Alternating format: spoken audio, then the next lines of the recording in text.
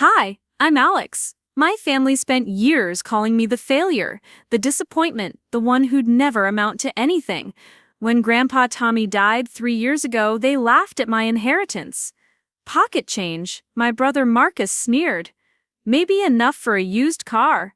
My sister Nicole rolled her eyes and said I should be grateful for whatever scraps the old man left behind. Even my own mother shook her head and whispered to my aunt that she hoped I wouldn't waste it all in 6 months like I did everything else. Before we jump back in, tell us where you're tuning in from, and if this story touches you, make sure you're subscribed, because tomorrow I've saved something extra special for you. But last Tuesday morning, I sat across from William Harrison at First National Bank.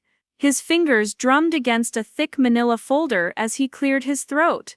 "Miss Thompson," he said, sliding the documents toward me, "your grandfather's trust has matured.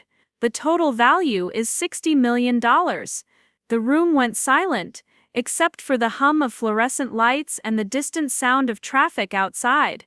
60 million, not 60,000, not 600,000, $60 million. That afternoon, my phone rang 43 times. Texts flooded in faster than I could read them. Marcus, who hadn't spoken to me in 2 months, suddenly wanted to have dinner. Nicole, who told people I was an embarrassment at family gatherings, sent paragraphs about how much she missed our sister bond. My mother, who introduced me to her friends as my daughter who works with numbers, called me her precious baby girl for the first time since I was 7 years old. But it was already too late. They'd shown me exactly who they were, when they thought I had nothing. I remember the day everything started to crack. I was 9 years old, sitting at our kitchen table on Maple Ridge Drive, carefully gluing construction paper leaves onto a family tree project for school. Grandpa Tommy had visited that afternoon, wearing his usual faded cardigan and carrying a paper bag of peppermints in his coat pocket. While my parents entertained guests in the living room, he sat beside me, watching me work. "You're good with details, Alex," he said quietly, pointing to how I'd arranged each leaf by size and color. "That's going to serve you well someday." I beamed at the compliment, showing him how I'd written each family member's name in careful cursive letters. When I showed my parents the completed project later that evening, my father barely glanced up from his newspaper. "That's nice, honey," he murmured. But Marcus, home from high school, laughed and pointed at my careful lettering. "Why do you always try so hard?" he asked. "It's just a school project, not the Sistine Chapel." My mother smiled indulgently at Marcus. "Your brother's just teasing because you're so thorough about everything. Maybe too thorough sometimes." She ruffled his hair affectionately while my project lay forgotten on the counter. Later that night, I found Grandpa Tommy in the kitchen, looking at my family tree. He traced his finger over the names I'd written. "Don't let them make you smaller, Alex," he said softly. "Being careful with important things isn't something to apologize for." Those words stayed with me, even when I couldn't understand what they meant. The phone call came on a Thursday evening in March, 3 years ago. I was in my tiny apartment above Brewster's Cafe, balancing my checkbook and eating leftover pasta, when my mother's voice crackled through the receiver. "Daddy's gone," she said, her tone flat and businesslike. "Massive heart attack this morning. He was in his garden, working on those tomatoes he was always fussing with." I dropped my pen. Grandpa Tommy had been the only person in our family who never made me feel like I needed to earn my place at the table. When everyone else criticized my choice to study accounting instead of something more exciting, he'd nodded approvingly. "Numbers don't lie," he'd told me. "That's more than you can say about most things in this world." The funeral was held at St. Andrew's Presbyterian Church, on a gray Saturday morning. The whole family gathered in the third pew, dressed in their finest black attire. Marcus wore an expensive suit I'd never seen before, and Nicole had flown in from Boston, where she was finishing her marketing degree. During the service, person after person stood to share memories of my grandfather's kindness, his quiet generosity, his willingness to help neighbors without fanfare. But at the family dinner afterward, the conversation quickly shifted to practical matters. "The house will need to be cleared out," my father announced, cutting into his roast beef with surgical precision. "We'll need to go through everything, decide what's worth keeping." Marcus nodded eagerly. "I can handle the estate sale. I know people who specialize in vintage furniture." My Aunt Linda chimed in about Grandpa's coin collection, wondering if it might have any value. Nobody mentioned me, nobody asked if I wanted anything to remember him by. I sat at the end of the table, pushing green beans around my plate, feeling invisible in the midst of their planning and dividing. 2 weeks later, my mother called with news about the will. "There are some small bequests," she said, her voice carrying that particular tone she used when discussing unpleasant necessities. "Your grandfather left you something. Not much, mind you. He always lived so simply. We're not expecting anything substantial." She paused, and I could hear her flipping through papers. "You'll need to meet with someone at First National Bank when you turn 28. Something about a trust account he set up years ago." Marcus happened to be visiting when she shared this information. He laughed, not unkindly, but with the casual dismissiveness that had become his signature response to anything involving me. "A trust account, for Alex." He shook his head, grinning. "Grandpa probably put aside enough for a decent used car, maybe a down payment on a better apartment." He gestured around my small living space with its second-hand furniture and mismatched dishes, "though I guess anything would be an improvement." Nicole, who was scrolling through her phone while half listening, looked up briefly. "At least you're getting something," she said. "Some people don't leave anything to their grandchildren. You should be grateful for whatever it is, even if it's just pocket change, pocket change." The phrase stuck like a splinter under my skin.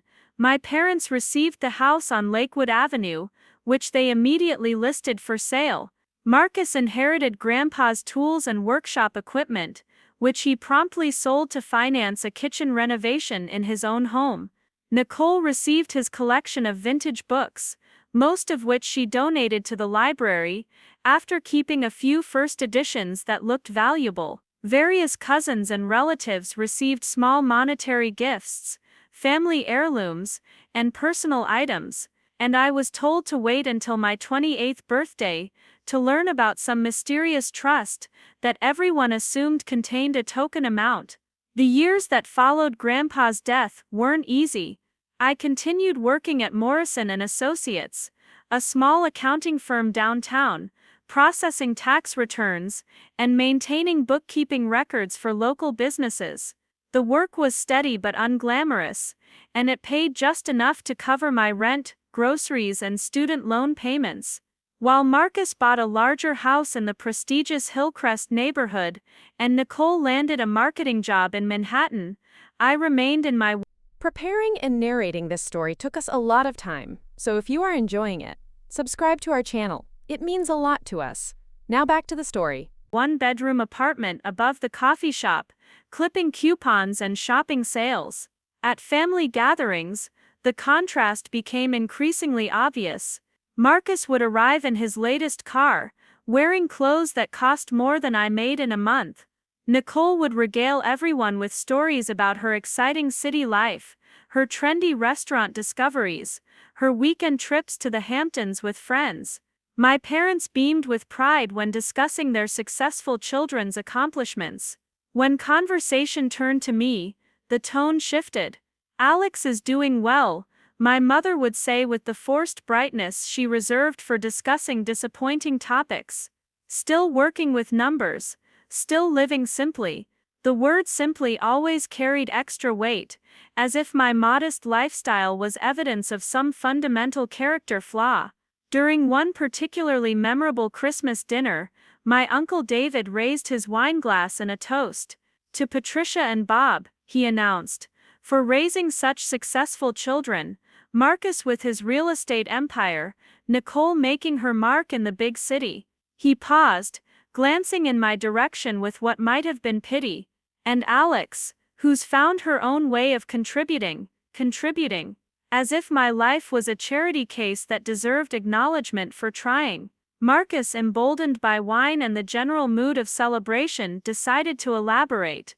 "It's good that Alex keeps things practical," he said, reaching across the table to pat my shoulder in a way that felt more condescending than affectionate.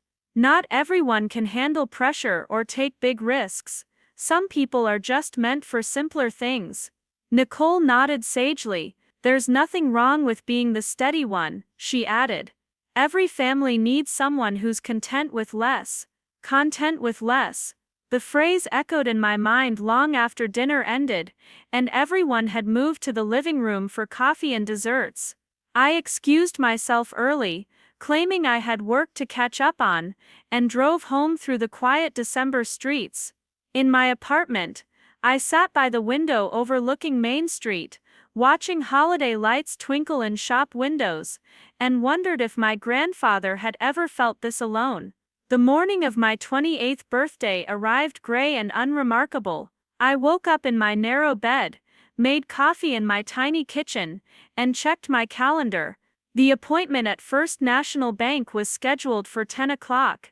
I'd taken the morning off work, telling my supervisor I had some personal business to handle. "Family stuff," I'd explained vaguely, not wanting to go into details about an inheritance everyone expected to be inconsequential. I dressed carefully that morning, choosing my best navy blazer and the pearl earrings my grandmother had given me years earlier. Not because I expected anything momentous, but because Grandpa Tommy had always emphasized the importance of presenting yourself well, especially when conducting important business. First National Bank sat on the corner of Main and Elm, a solid brick building that had anchored downtown Riverside since the 1950s. I'd driven past it thousands of times but had never been inside. The lobby was larger than I'd expected, with marble floors and brass fixtures that spoke of old-fashioned permanence and reliability. I approached the reception desk and gave my name to a young woman with kind eyes and a professional smile. "Harrison will see you shortly," she said, gesturing toward a cluster of leather chairs near the window. "He's our senior trust officer. He's been handling your grandfather's account for many years." I sat down and tried to calm my nerves, though I wasn't sure why I felt nervous.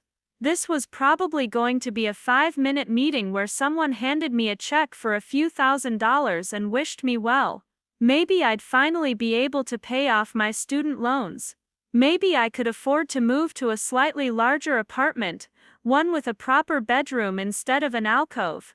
"Miss Thompson." A tall man with silver hair and wire-rimmed glasses approached. He wore a perfectly pressed suit, and carried himself with the quiet authority that comes from decades of handling other people's money. "I'm William Harrison. Thank you for coming in today." I followed him down a carpeted hallway to an office that smelled of leather and old wood. The walls were lined with law books and framed certificates, and a massive desk dominated the center of the room.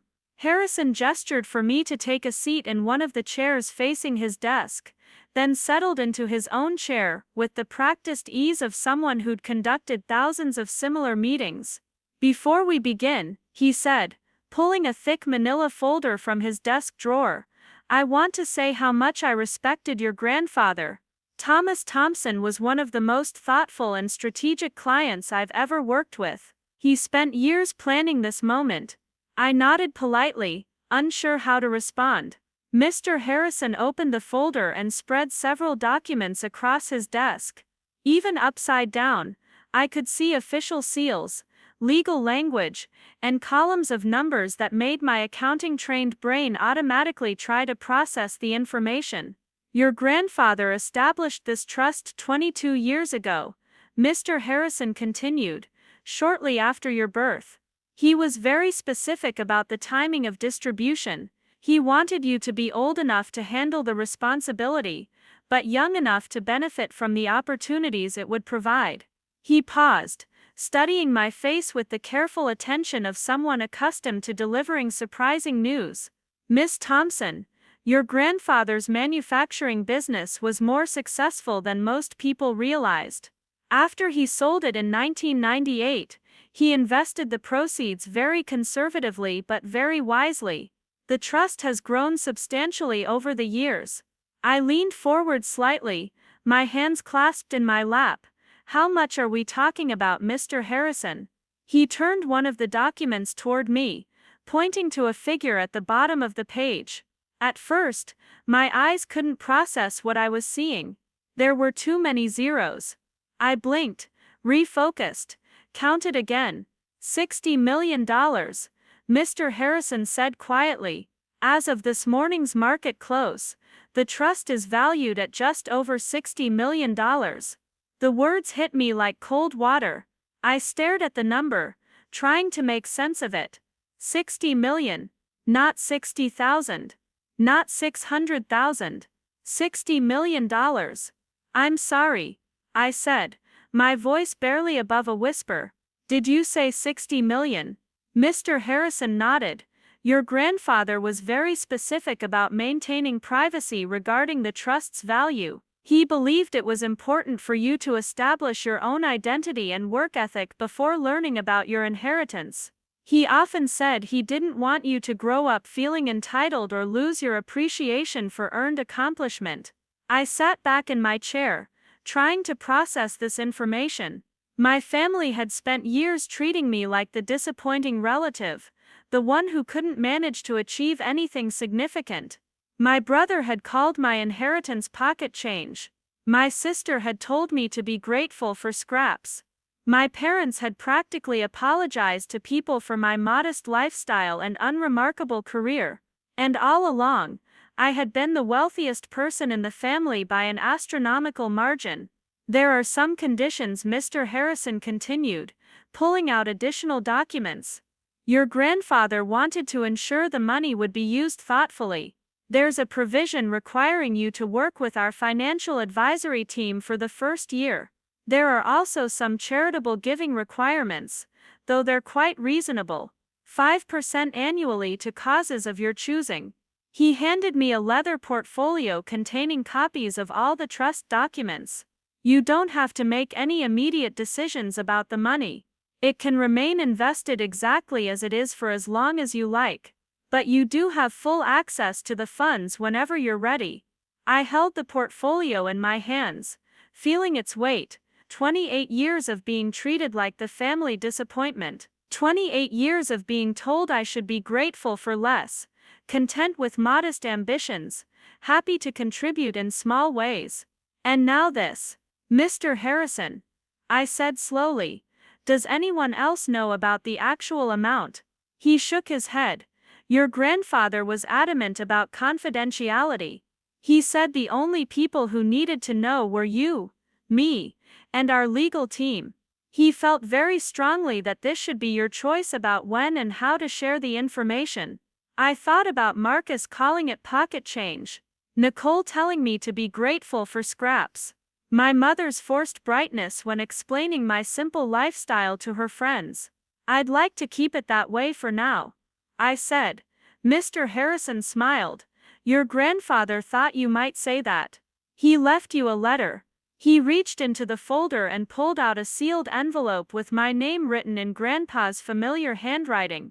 My hands trembled slightly as I opened it.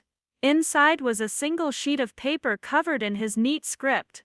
My dear Alex, it began. If you're reading this, you've learned something that might surprise you. I hope you'll forgive an old man for keeping secrets, but I wanted you to understand your own strength before you understood your financial position. You are the most genuine person in our family. While others chased recognition and status, you quietly built character. While others demanded attention, you earned respect through your work and integrity. I watched you handle criticism and dismissal with grace, and I knew you would handle wealth with wisdom. This money is not a reward or a prize. It's a tool. Use it to build the life you want, not the life others expect.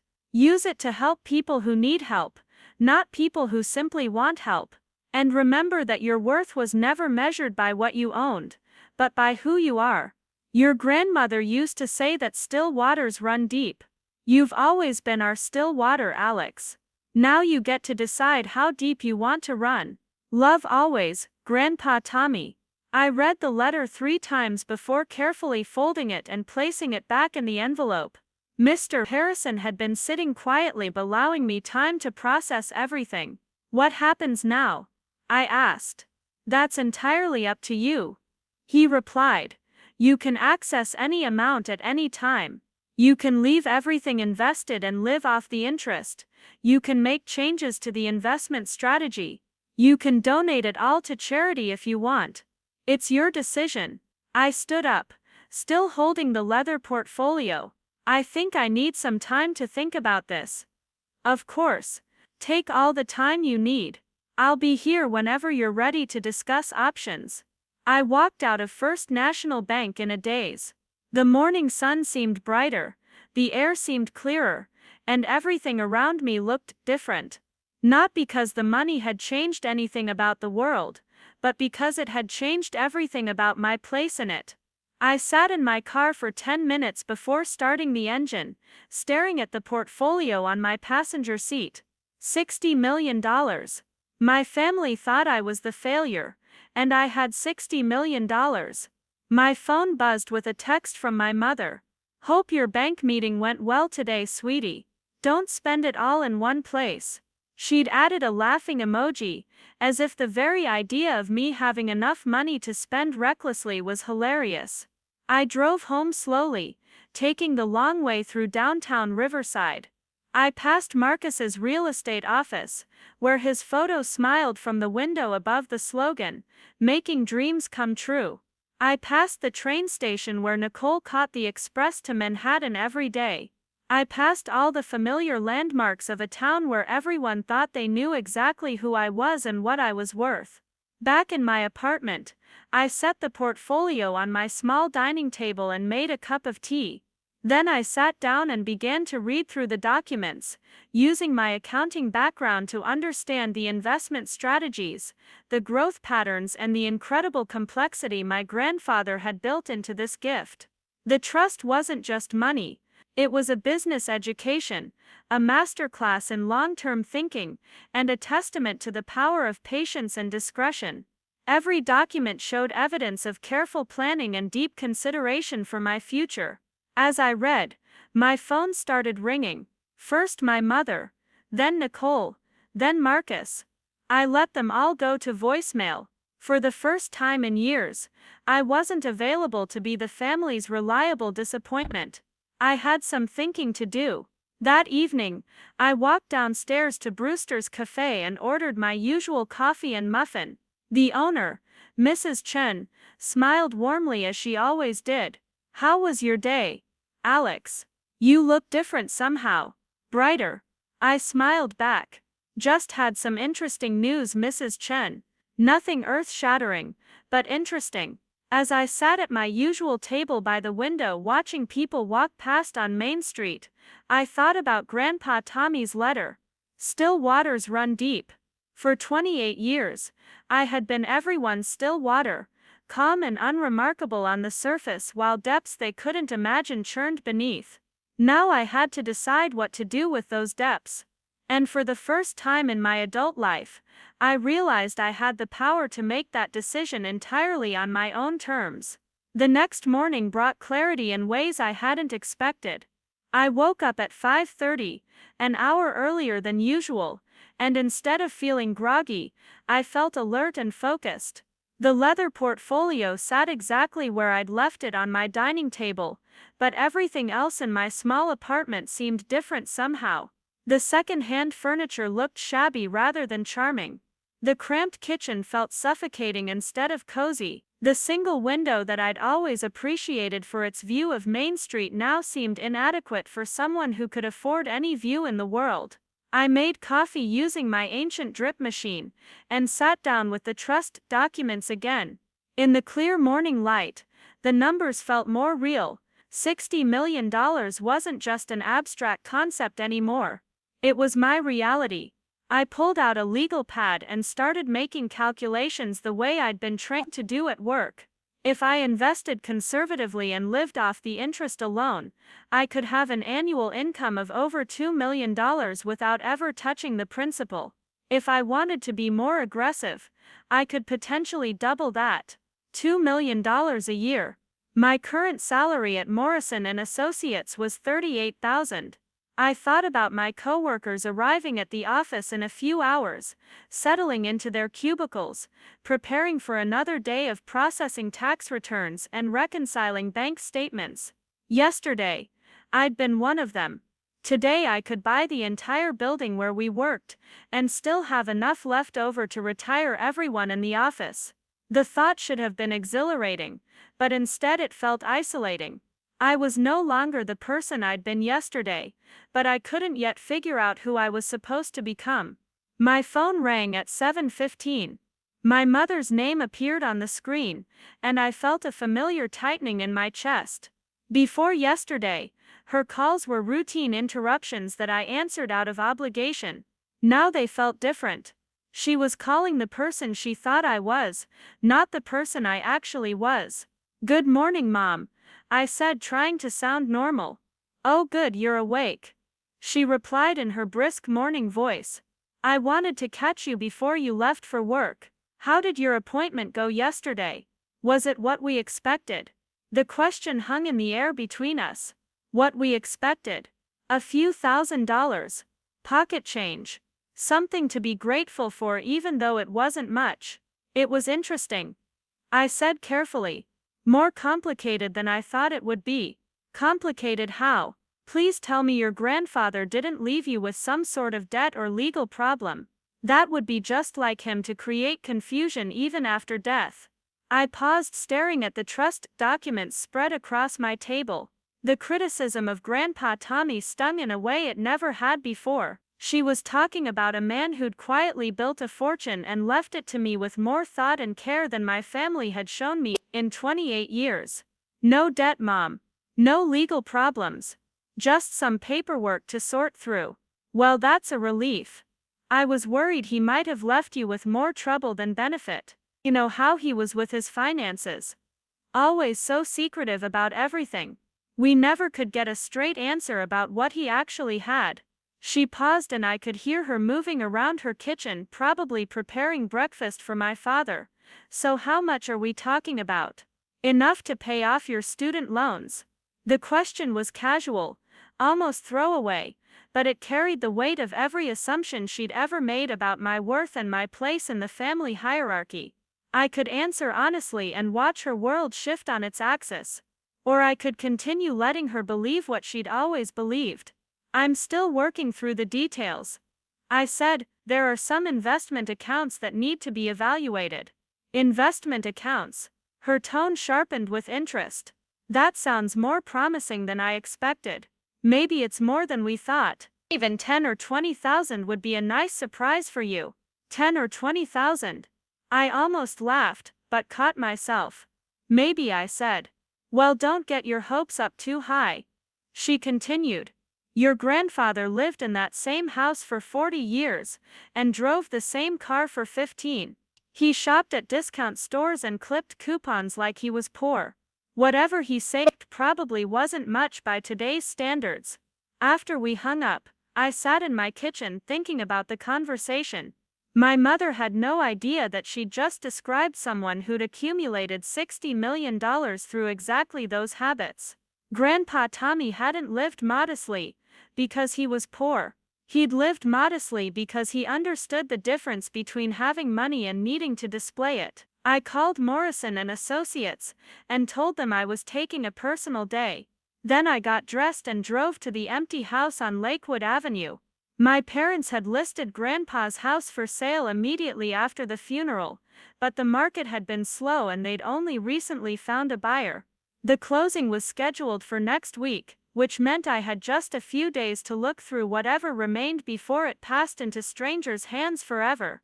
The key was hidden where it had always been, under the ceramic turtle beside the back steps. I let myself in through the kitchen door and stood in the familiar space where I'd spent countless afternoons as a child. The house felt hollow without Grandpa's presence, but it also felt full of secrets I was only beginning to understand. Most of the furniture had been removed or donated, but there were still boxes of papers and personal items that no one had bothered to sort through.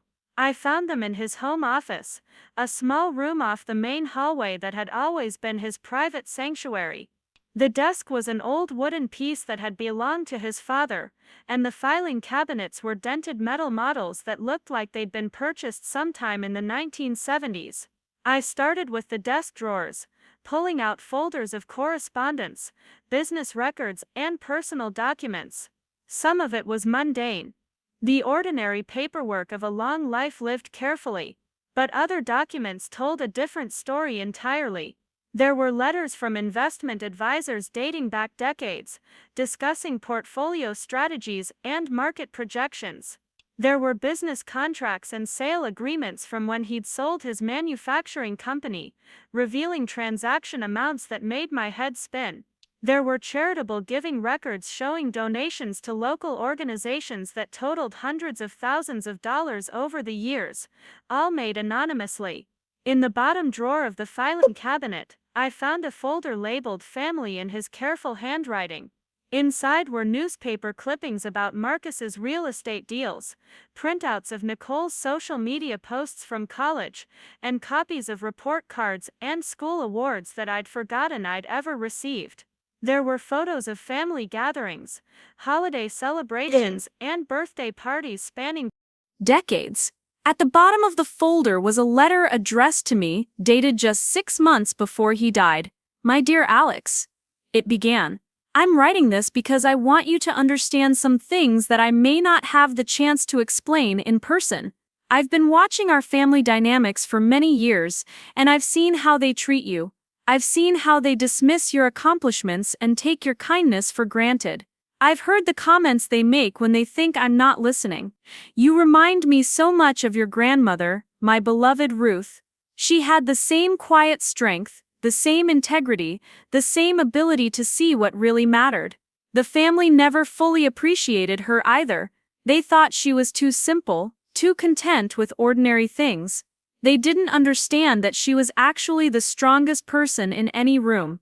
I made my money through hard work and careful planning, but I've kept quiet about it because I wanted to see who my family really was when they thought there was nothing to gain from being kind to an old man. The results have been enlightening and disappointing in equal measure. You're the only one who visited me because you wanted to spend time with me, not because you needed something. You're the only one who listened to my stories without checking your phone. You're the only one who offered to help with grocery shopping and yard work without being asked. That's why the money is yours, Alex. Not because I love you more than the others, but because I trust you more than the others. I trust you to use it wisely, to remain grounded, and to remember that wealth is a responsibility, not just an opportunity. Don't let them make you feel guilty when they find out. Don't let them convince you that you owe them anything. You've already given this family more genuine care and attention than anyone else combined. Build the life you want, not the life they expect, and remember that I'm proud of who you've become, regardless of what you choose to do with what I'm leaving you. I read the letter 3 times, tears blurring my vision by the end. Grandpa Tommy had seen everything. He'd watched my family treat me like an afterthought, and he'd made his decisions accordingly. I spent the rest of the morning going through the remaining boxes, finding more evidence of the careful, generous life he'd lived quietly. By the time I left the house, I had a clearer picture not just of my grandfather's wealth, but of his character and his intentions. That afternoon, I drove to Morrison & Associates to clean out my desk. I hadn't made a firm decision about quitting, but I wanted to be prepared for whatever came next. My supervisor, Janet Morrison, looked surprised when I explained that I needed to take an extended leave of absence. Is everything all right, Alex? This isn't like you to ask for time off without more notice. Family matters, I said, which was technically true. I've come into some money from my grandfather's estate, and I need time to sort through the financial implications. Janet nodded sympathetically. I remember when my aunt left me her savings, it took months to get everything straightened out with the bank and the lawyers. Take whatever time you need. Your job will be here when you're ready to come back. I thanked her and finished packing my personal items into a cardboard box. As I carried it to my car, I realized this might be the last time I ever walked out of that building as an employee. The thought was both terrifying and liberating. That evening, I sat in my apartment reviewing my options. I could continue living exactly as I had been, keeping the money secret and letting my family maintain their assumptions about my limited prospects. I could gradually reveal the truth and deal with the inevitable complications that would follow. Or I could make a clean break, move somewhere new, and start over as the person I was now rather than the person I'd always been. My phone buzzed with a text from Nicole. Mom said you had your inheritance meeting yesterday. Fingers crossed it was enough to finally get you into a better apartment. She'd added a string of emoji including a house, a $sign, and a crossed fingers symbol. I stared at the message for a long time before responding. It's definitely going to change some things. That's great, even a little extra money can make such a difference. Maybe you can finally take a real vacation or buy some new clothes. You deserve to treat yourself once in a while. A real vacation, new clothes. She was thinking in terms of hundreds or maybe thousands of dollars. The disconnect between her expectations and my reality was so vast it felt surreal. The next morning, I woke up with unusual determination. I called William Harrison at First National Bank and scheduled another appointment for that afternoon. When I arrived, he greeted me with the same professional warmth he'd shown before. "Have you had time to process everything, Miss Thompson?" "I have," I said, settling into the chair across from his desk, "and I've made some decisions. I'd like to liquidate enough of the trust to purchase a house, something significant, but not ostentatious. I also want to establish some charitable funds, and I need advice about tax implications." Mr. Harrison smiled. "Your grandfather would be pleased. He always said you'd know what to do when the time came." He pulled out a fresh legal pad and began taking notes. "Do you have a particular price range in mind for the house?" 2 to 3 million, I said, surprised by how easily the words came out. 6 months ago, that amount would have seemed impossible to even imagine. Now it felt like a reasonable budget for establishing the kind of life I wanted to build. We spent the next hour discussing investment strategies, tax planning, and the logistics of managing sudden wealth. Mr. Harrison introduced me to the bank's private wealth management team, a group of advisors who specialized in helping clients navigate complex financial situations. By the time I left the bank, I had a comprehensive plan for the next phase of my life. I would purchase a house in a nearby town, something elegant but not flashy. I would establish charitable funds supporting education and community development. I would take time to travel and experience things I'd never been able to afford, and I would do all of this without announcing my changed circumstances to my family. That decision felt important. I wanted to see how they treated me when they still thought I was the unsuccessful Thompson daughter. I wanted to understand the full extent of their assumptions and judgments before revealing how wrong they'd been. Over the next 2 weeks, I began house hunting with a discreet realtor who specialized in high-end properties. I found exactly what I was looking for in Millbrook, a town 20 minutes from Riverside. The house was a restored colonial on 3 acres, with a library, a proper home office, and enough space to entertain guests without feeling crowded. The realtor, a sophisticated woman named Catherine Wells, never asked pointed questions about my financing. She simply showed me properties in my stated price range and handled the paperwork with professional efficiency. When I made an offer on the Millbrook house, she congratulated me on finding such a perfect match for my needs. The contrast with how my family's realtor, Marcus, typically treated me was stark. Catherine assumed I was a serious buyer with legitimate means. Marcus had never shown me anything more expensive than a studio apartment, always prefacing his suggestions with comments about what I could realistically afford. While the house purchase moved through escrow, I began making other changes. I bought a new wardrobe, not flashy designer pieces, but well-made clothes that fit properly and made me feel confident. I purchased a reliable car to replace my aging compact, choosing a mid-range luxury sedan that was comfortable but not attention-grabbing. Most importantly, I started therapy with Dr. Sarah Whitman, a psychologist who specialized in helping people adjust to major life changes. I'd never been to therapy before, always telling myself I couldn't afford it and didn't really need it anyway. Dr. Whitman helped me understand that my family's treatment of me hadn't been normal or acceptable, regardless of my financial situation.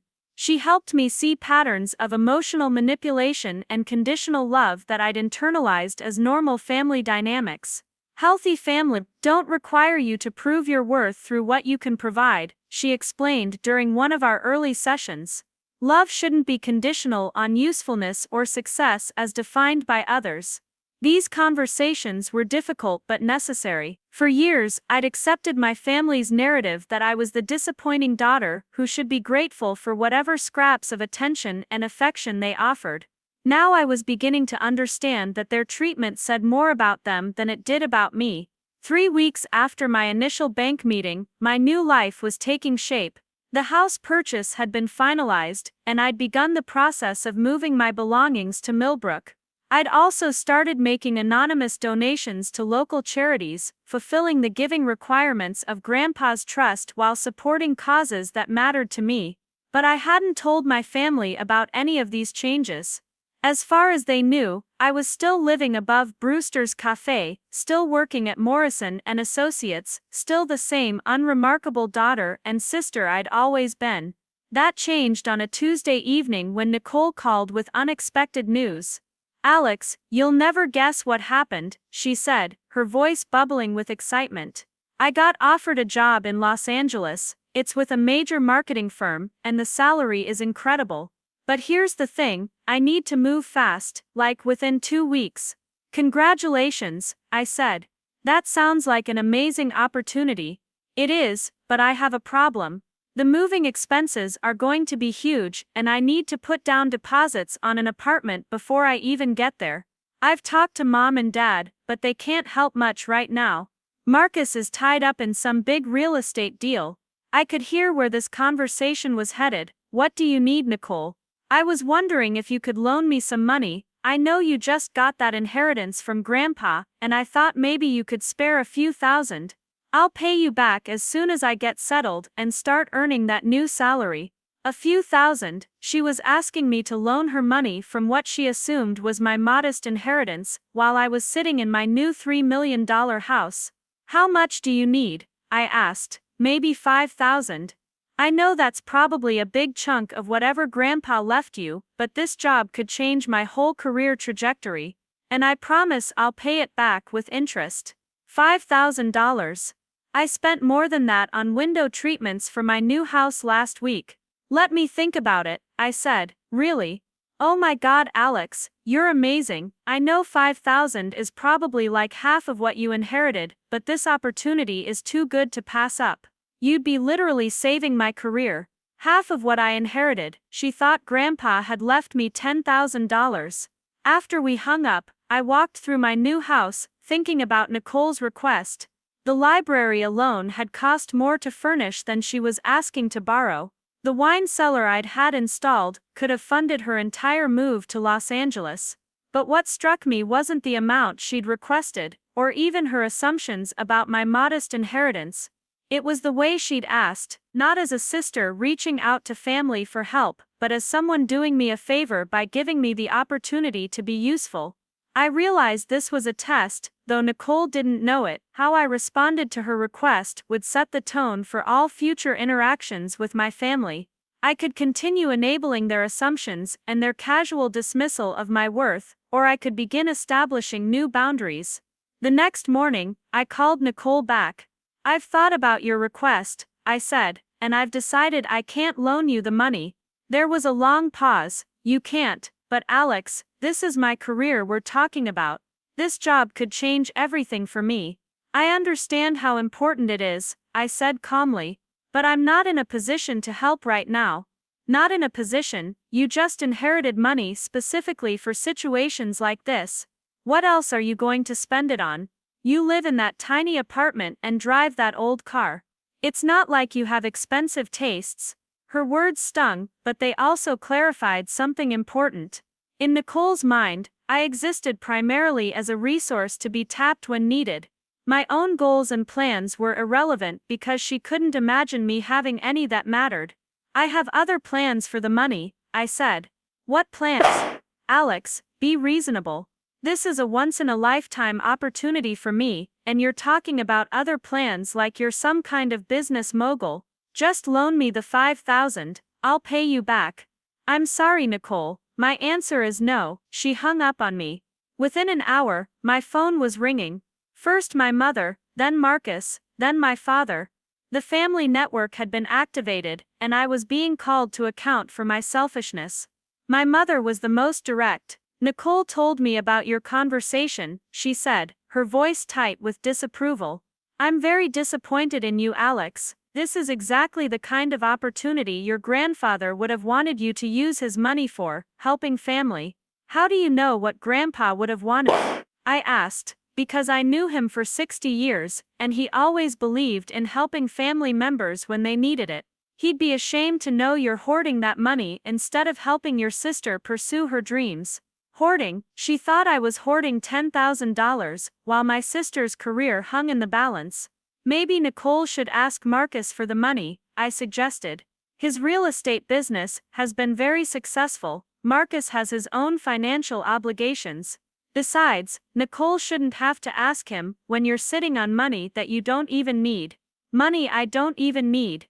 The casual dismissal of my financial autonomy was breathtaking. Marcus called that evening.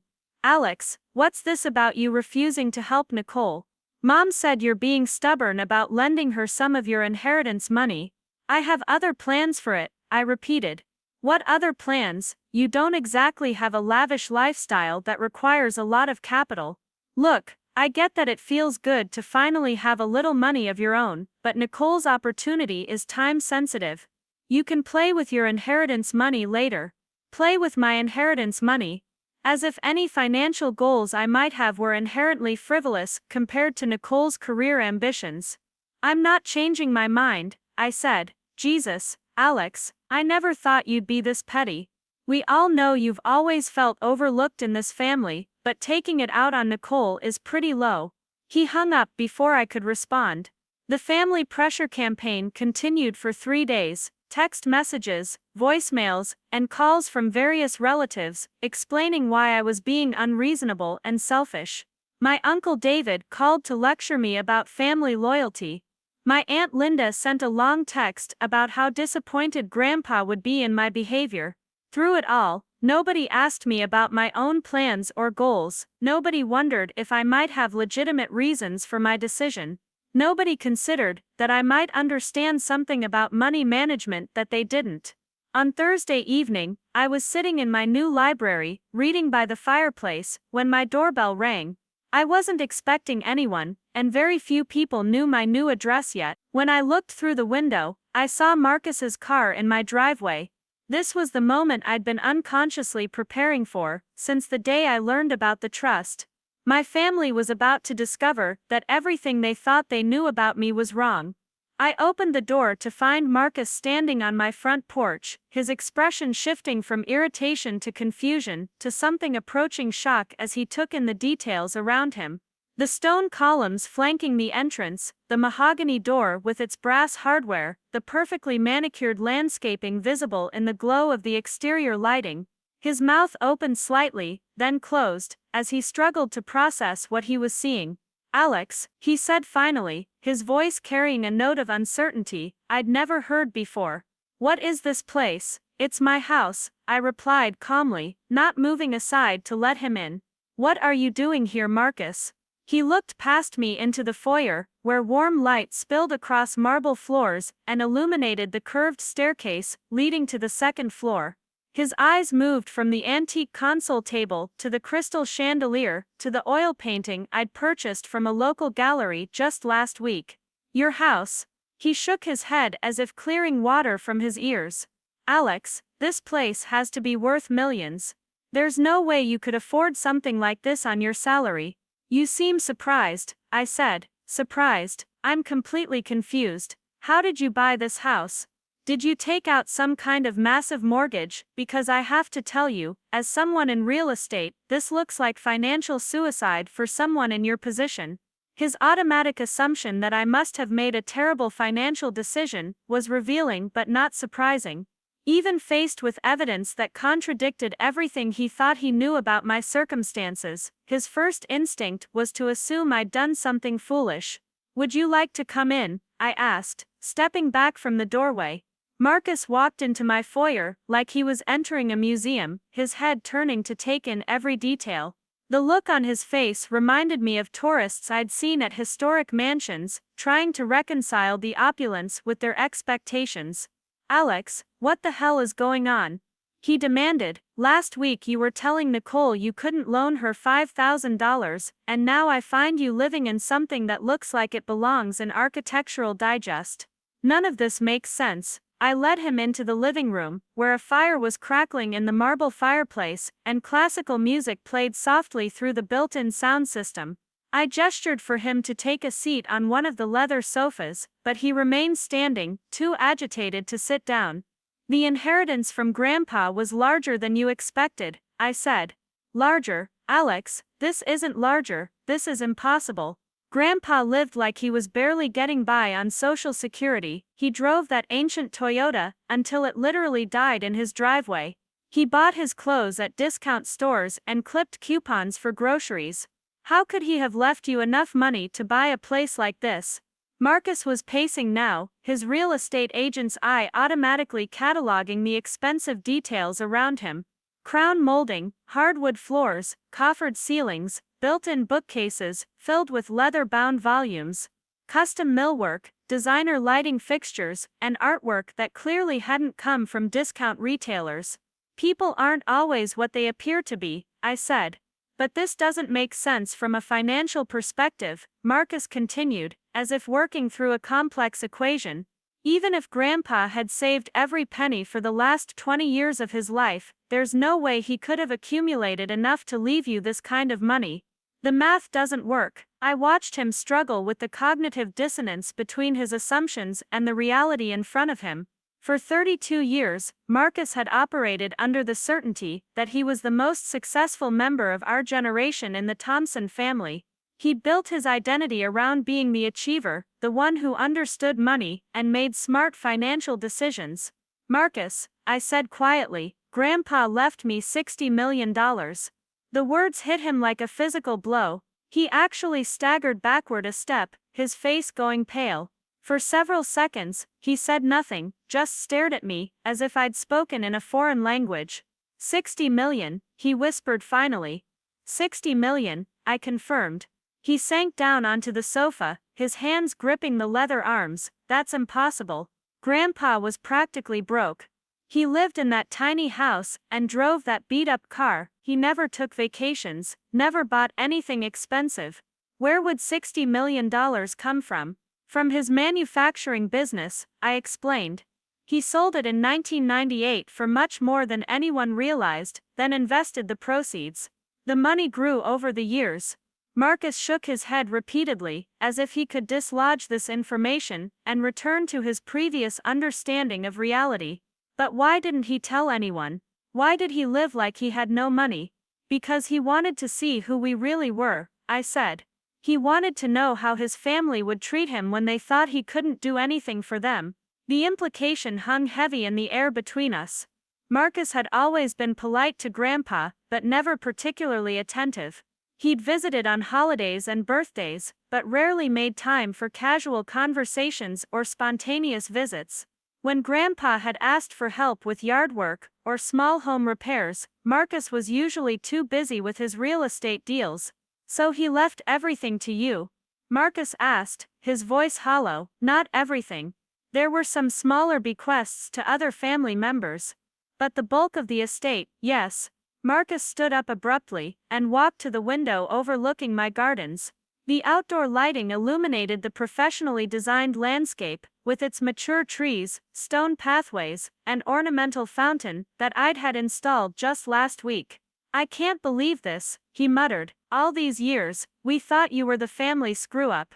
The one who couldn't get her life together, who needed help and guidance from the rest of us. And meanwhile, you're sitting on more money than all of us combined will ever see.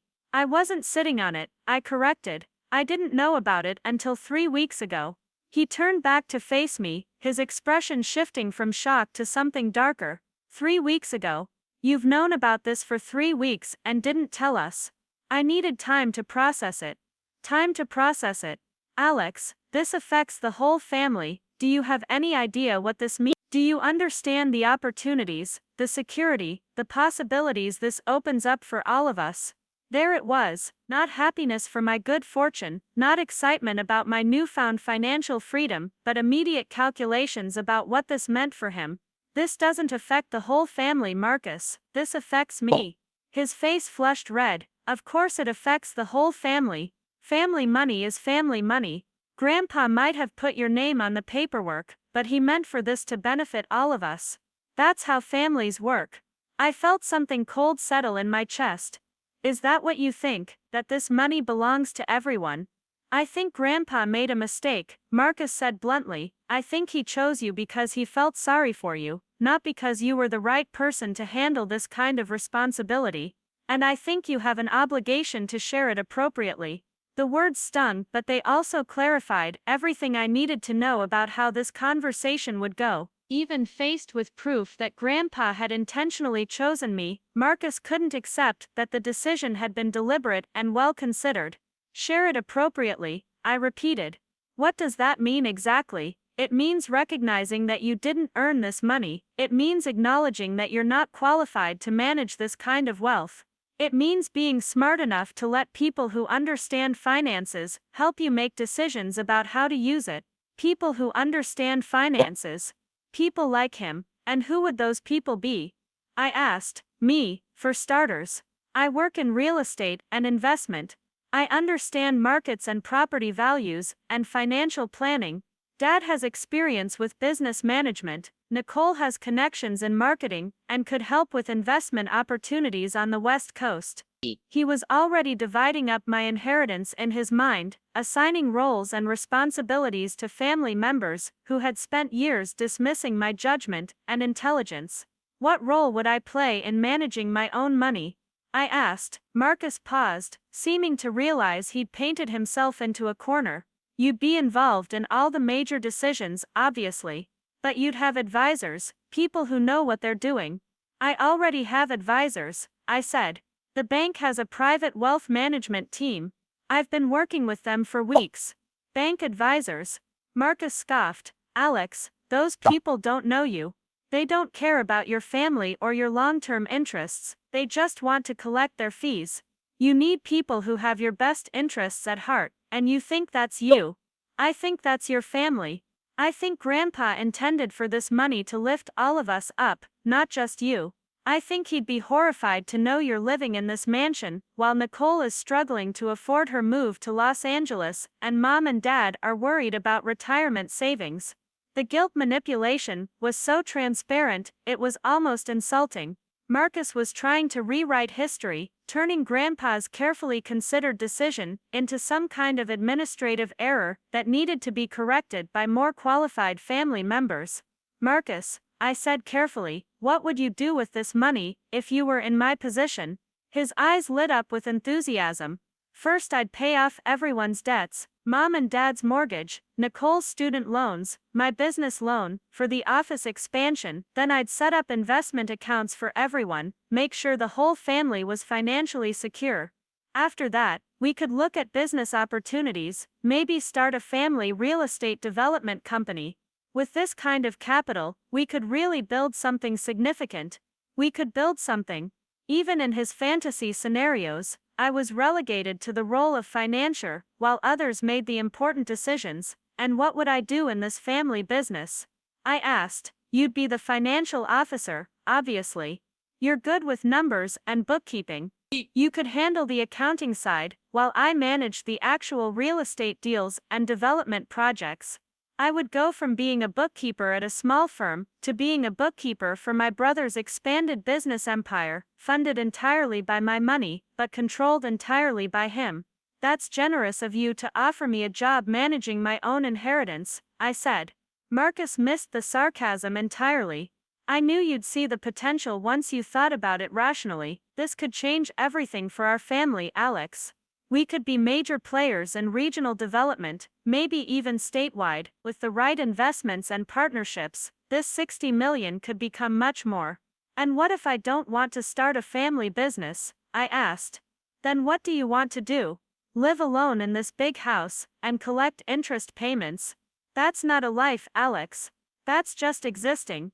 The dismissal was casual but complete. A life built around my own choices and interests wasn't a real life in Marcus's view. The only valid use of wealth was the kind of expansion and empire building that he found exciting. Maybe I want to travel, I said. Maybe I want to support causes I care about. Maybe I want to take time to figure out who I am when I'm not worried about making rent every month. Travel? Marcus shook his head. Alex, you've never shown any interest in travel. You barely left Connecticut for college, and charity work is fine as a hobby, but it's not a purpose. You have an opportunity to do something meaningful with this money, something that could benefit everyone. Something meaningful. Something that benefited everyone. The definition of meaningful, in Marcus's mind, apparently excluded anything that was purely for my own growth or happiness. My phone buzzed with a text message. Nicole's name appeared on the screen, and I glanced at the preview. Marcus said you bought a house? Call me immediately. You told Nicole, I said. Marcus had the grace to look slightly embarrassed. I called her from the car. I was so shocked I needed to talk to someone. She didn't believe me at first. My phone rang. Nicole's name flashed on the screen, and Marcus gestured toward it. You should answer that. She's probably calling from Los Angeles. She took that job anyway, by the way. Had to put the moving expenses on credit cards, but she made it work. The guilt trip was subtle but clear. Nicole had been forced to take on debt because of my selfishness, but she'd persevered despite my lack of family loyalty. I declined the call. I'll talk to her later. Alex, she's your sister. She deserves to know what's happening with the family finances. These aren't family finances, I said firmly. This is my inheritance. Legally, maybe, but morally, ethically, you know this money was meant to help everyone. The phone buzzed again.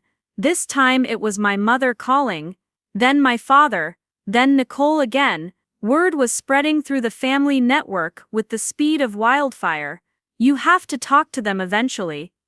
Marcus said. They're going to have questions, and they're going to expect answers. You can't just hide behind lawyers and bank advisors forever. I'm not hiding behind anyone. I'm making thoughtful decisions about my financial future. Your financial future? Alex, you're 28 years old with no significant career achievements, no business experience, and no track record of managing anything more complicated than a personal checking account. You think you're qualified to make decisions about $60 million?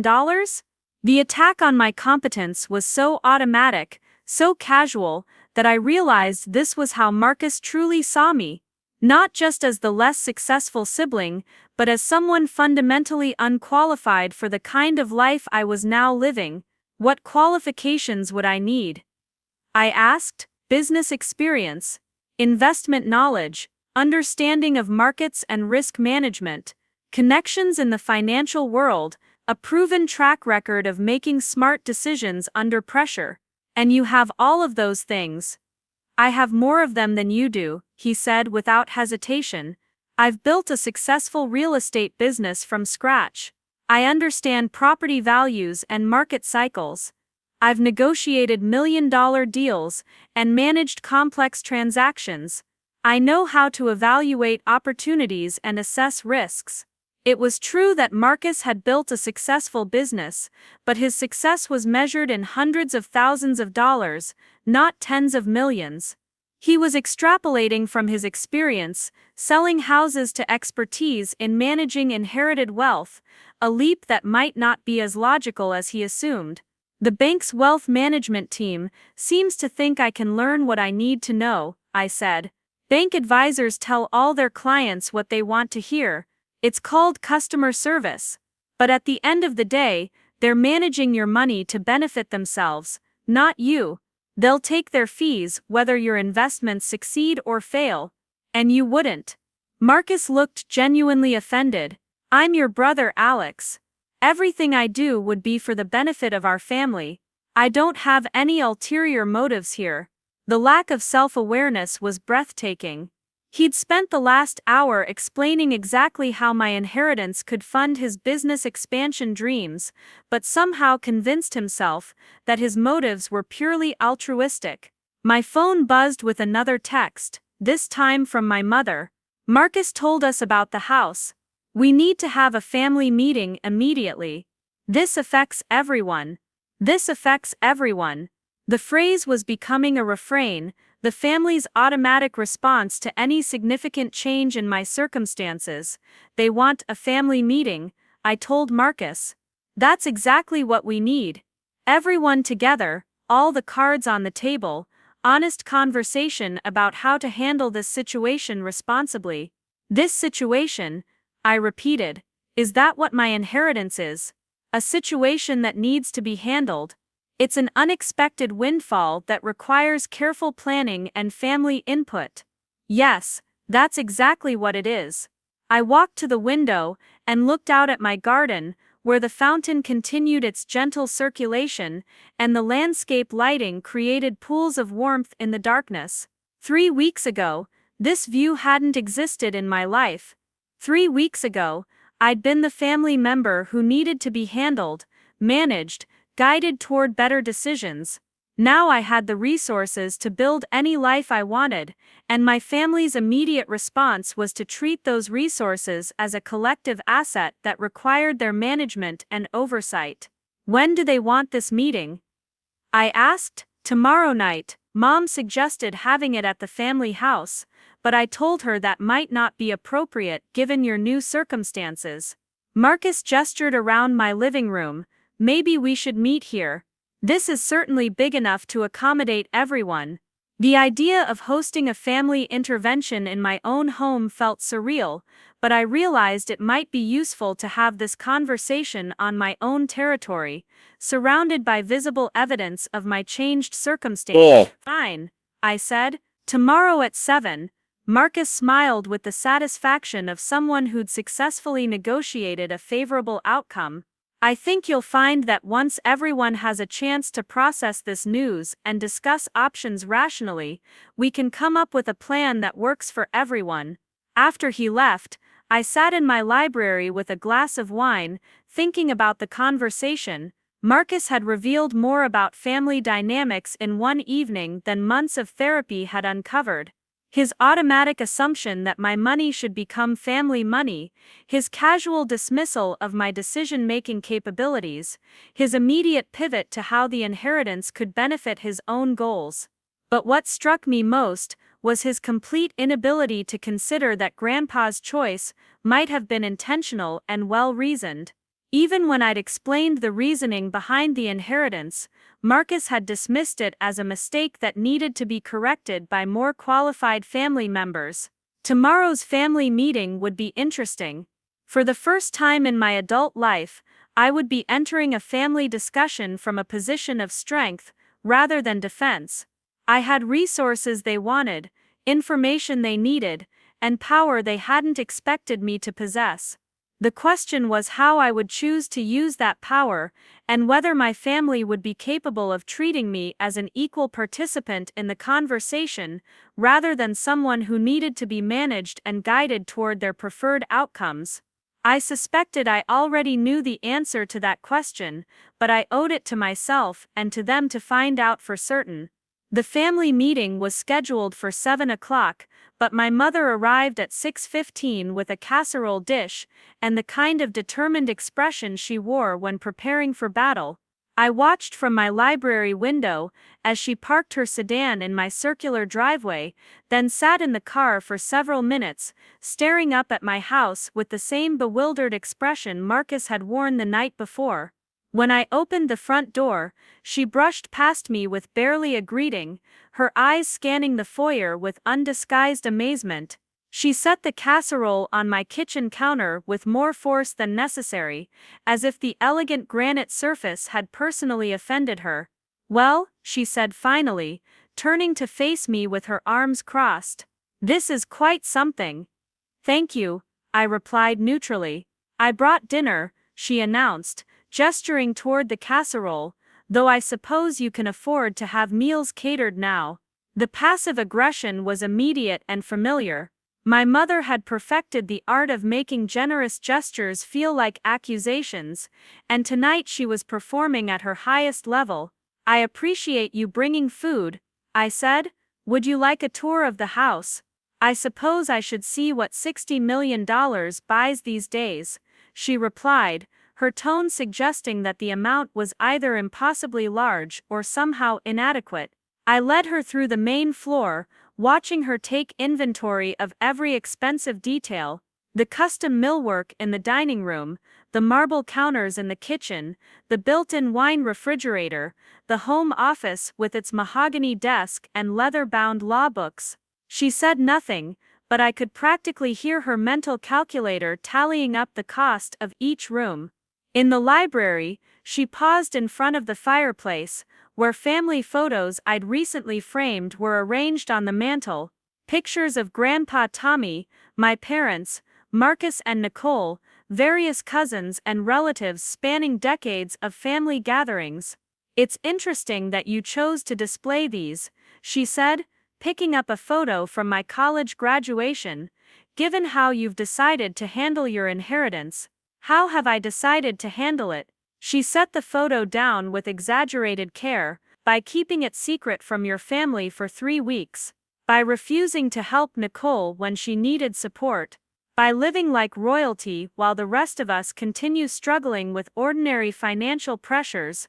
I had anticipated this line of attack, but hearing it articulated so directly still stung. In my mother's narrative, I had transformed from the disappointing daughter into the selfish daughter, hoarding wealth while my family suffered. "Nicole got the job in Los Angeles," I pointed out. "She found a way to make it work without my help. She put $15,000 on credit cards, Alex. $15,000 in debt, because her sister couldn't spare $5,000 from a $60 million inheritance. The math was designed to make me feel guilty, and it worked. $5,000 was literally nothing to me now, a rounding error in my monthly investment returns. But lending it would have meant enabling the same family dynamic that had shaped my entire adult life, where my resources existed primarily to solve other people's problems." "She didn't tell me it was 15,000, I said, "because she was trying to protect your feelings. She knew you felt bad about refusing to help, so she didn't want to make you feel worse by explaining how much the refusal actually cost her." My mother had a gift for reframing every situation to maximize guilt and minimize my agency. Nicole's decision to take on debt became evidence of her consideration for my emotions, rather than a consequence of her own choices. The doorbell rang at exactly 7 o'clock. My father, Marcus and Jennifer arrived together, having clearly coordinated their approach. Marcus looked more composed than he had the night before, but I could see the strain around his eyes. This conversation would determine whether he could position himself as an advisor to my newfound wealth, or would be relegated to the role of ordinary family member with no special access to my resources. Jennifer had never shown much interest in me before, but tonight she was effusively friendly, complimenting my house with the enthusiasm of someone who had suddenly discovered my potential value as a sister-in-law. My father said little, but his eyes moved constantly around the room, taking in details with the careful attention of someone reassessing a situation he thought he understood. We gathered in the living room, where I'd arranged seating that would prevent anyone from claiming a position of authority. No head of table, no obvious focal point, just a collection of chairs and sofas arranged in a rough circle. It was a small detail, but one that established the tone for what would follow. Before we start, my mother announced, "I think we should acknowledge what a shock this has been for everyone. None of us had any idea that Daddy had accumulated this kind of wealth, and we're all trying to process what it means for our family." She was setting up the conversation as a collective family challenge rather than my personal windfall, immediately establishing the premise that my inheritance was a family matter requiring group input. "I don't think it's that complicated," I said calmly. "Grandpa left me money, I'm learning how to manage it responsibly." "But that's exactly the issue," Marcus interjected. "Managing this kind of wealth isn't something you learn on the job. It requires expertise, experience, and understanding of complex financial markets, which is why I'm working with the bank's wealth management team," I replied. "Bank advisors have their own agenda," Jennifer said, speaking for the first time. "They want to maximize their fees, not necessarily your returns. You need advisors who have your best interests at heart." Jennifer had never expressed any interest in my financial well-being before, but suddenly she was deeply concerned about my relationship with professional investment managers. "And who would those advisors be?" I asked. "Your family," my father said quietly. "People who love you and want to see you succeed." The sentiment was touching, but it ignored the reality of how my family had treated me before they learned about the money. Their love and support had been notably absent when I was struggling to pay student loans and living in a tiny apartment above a coffee shop. "I appreciate that," I said, "but I'm not looking for financial advice right now. I'm still learning about my options and preferences." "Learning about your preferences?" Marcus shook his head. "Alex, this isn't about preferences. This is about fiduciary responsibility. You're now managing wealth that could support multiple families for generations. You can't just experiment with it based on what feels good to you." "Why not?" I asked. The question seemed to catch him off guard. "Because it's irresponsible, because other people are depending on you to make smart decisions, because you have obligations that extend beyond your personal wants and needs." Other people depending on me, obligations extending beyond my personal needs. Within 10 minutes of starting the conversation, my family had established that my inheritance came with strings attached, responsibilities to them, that I hadn't agreed to accept. "What obligations?" I asked. "Directly. Family obligations," my mother said, as if the answer was obvious. "Daddy didn't leave you that money, so you could live in isolation while the rest of us worry about retirement savings and college tuition for the grandchildren." Grandchildren. Nicole and Marcus didn't have children yet, but apparently my inheritance was already earmarked for their future offspring's education expenses. "How do you know what Grandpa intended?" I asked. "Because I knew him better than anyone," my mother replied sharply. "I was his daughter for 55 years. I understood his values and his priorities." "Then why didn't he leave the money to you?" The question hung in the air like a challenge. My mother's face flushed, but she recovered quickly. "Because he knew I was already financially secure. Because he wanted to make sure the younger generation had opportunities we didn't have. Because he trusted me to guide you in making appropriate decisions about how to use it." She had reframed the inheritance as a generational gift that she was meant to oversee, positioning herself as Grandpa's designated representative, rather than someone who had been deliberately excluded from the primary bequest. "That's not what his letter said," I replied. "What letter?" Marcus demanded. I retrieved Grandpa's letter from my desk and read it aloud, watching their faces as his words filled the room. The part about watching family dynamics, the observation that I was the only one who visited him without needing something, the explicit instruction not to let them make me feel guilty when they found out. The silence that followed was uncomfortable and telling. Nobody disputed Grandpa's characterization of the family dynamics. Nobody argued with his assessment of who had shown genuine care and attention. They simply absorbed the information and began calculating how to work around it. Daddy was an old man. My mother said finally, old people sometimes get ideas about family relationships that aren't entirely accurate. He may have misinterpreted normal family interactions as something more meaningful than they actually were. She was dismissing her father's final judgment as the confused rambling of an elderly person, rather than acknowledging that his observations might have been accurate, or maybe he saw things clearly. I suggested, Alex, my father said, speaking more directly than he had all evening, your grandfather was a good man, but he wasn't perfect. He could be stubborn and judgmental. It's possible that his decisions about the inheritance were influenced by emotions rather than logic. Even my quiet father was joining the campaign to discredit Grandpa's reasoning, rather than accepting that the inheritance reflected careful consideration and accurate family assessment. They were framing it as an emotional decision that needed to be corrected by more rational family members. What would logical distribution look like? I asked. Equal shares among his children and grandchildren, Marcus said immediately, or a trust structure that provides for everyone's needs while maintaining the principle for future generations. A trust structure managed by whom?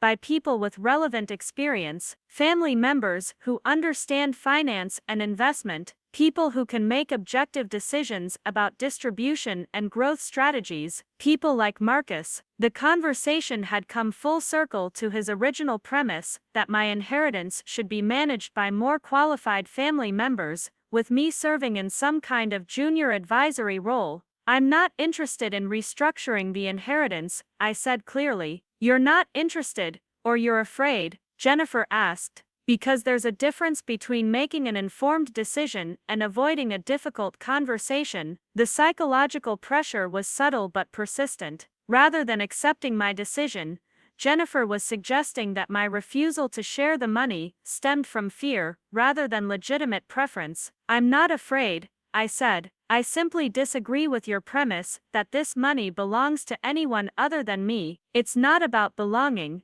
my mother said. It's about responsibility. It's about understanding that wealth comes with obligations to the people you love. What obligations?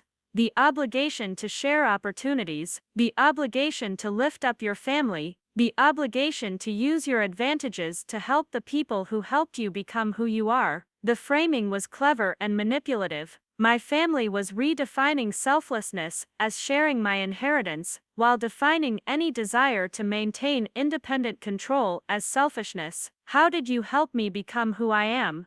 I asked. The question was more confrontational than I'd intended, but I was curious to hear their answer. How would they characterize their role in my development, given years of treating me as the disappointing family member? We supported you through college, my mother said. We encouraged you to pursue stable work. We included you in family gatherings and made sure you always felt welcome, supported me through college with loans I was still paying off, encouraged stable work, while dismissing my career as unremarkable, made me feel welcome at family gatherings where I was consistently treated as an afterthought. That's what families do, I said. That's not special treatment that creates obligations, but it is, Marcus insisted. Everything you achieved because you had family support and encouragement. You didn't get to where you are on your own. Where I was, it was fascinating how my family's perception of my achievements had shifted now that those achievements included inheriting $60 million.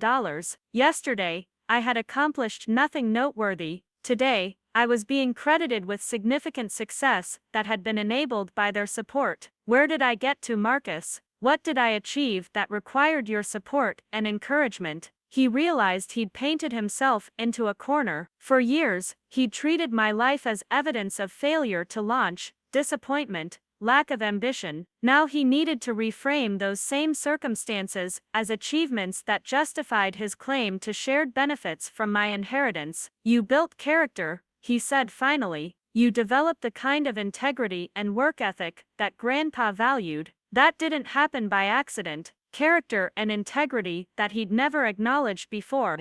but now served as retroactive justification for his family's claim on my inheritance. And now you want me to demonstrate that character and integrity by sharing the money, I said. We want you to demonstrate it by recognizing that individual success is really family success, Jennifer said. By understanding that when one person in a family succeeds, everyone should benefit. The philosophy was appealing in theory, but conveniently ignored the fact that when I had struggled, that struggle had been mine alone. When I couldn't afford things my siblings took for granted, nobody had suggested that individual hardship was really family hardship. Nicole called earlier, my mother announced. She's flying back from Los Angeles this weekend. She wants to be part of this conversation. There's nothing for her to be part of, I said. This conversation is over. Alex, my father said gently, you're making decisions that will affect relationships for the rest of your life. You're choosing money over family.